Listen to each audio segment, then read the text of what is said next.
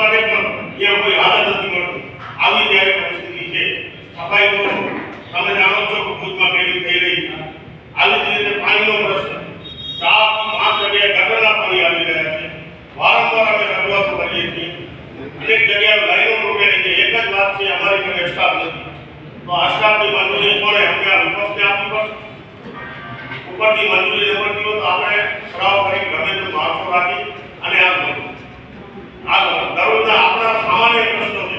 એ પ્રશ્નોને પણ આપણે હલ નથી કરી શકતા.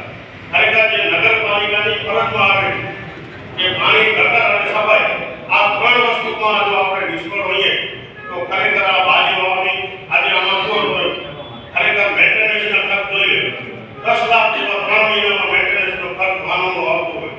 આવું બધી વોટર સપ્લાયનો કેટલો હશે, રોડલાઇટનો કેટલો હશે, તો આપણે ખાલી મેન્ટેનન્સમાં ચાલીએ છીએ. પ્રજાને કોઈ સુખાકારી આપણે આપી નથી શકતા. એનો એક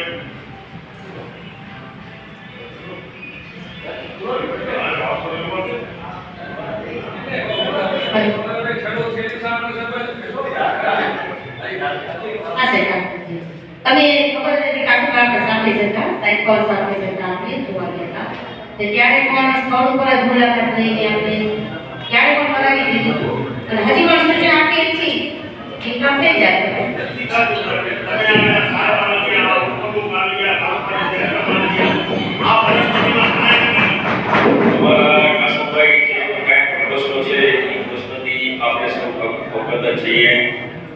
જ્યાં જ્યાં વોર્ડ નંબર 1 માં ડ્રેનેજની જે સમસ્યા છે એના માટે કામ પણ ચાલુ છે.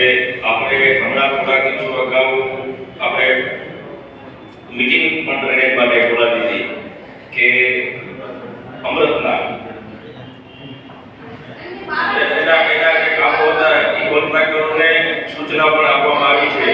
અને જ્યાં જ્યાં માની લો કે અત્યારે તમારા વોર્ડમાં મુખ્ય લાઈનો છે તેને ઇમ્પ્રુવમેન્ટના પણ પ્રશ્નો છે.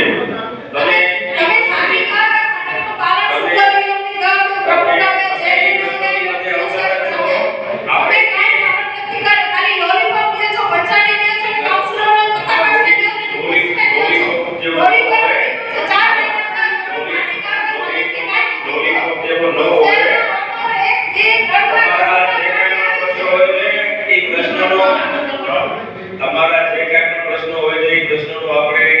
સાથે મળીને નિરાકરણ કરીએ અને ભુજની પ્રજા સુખાકારી માટે આપણે અહીંયા આવ્યા છીએ.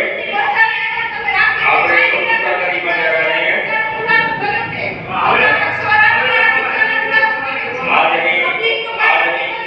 આજની સામાન્ય સભા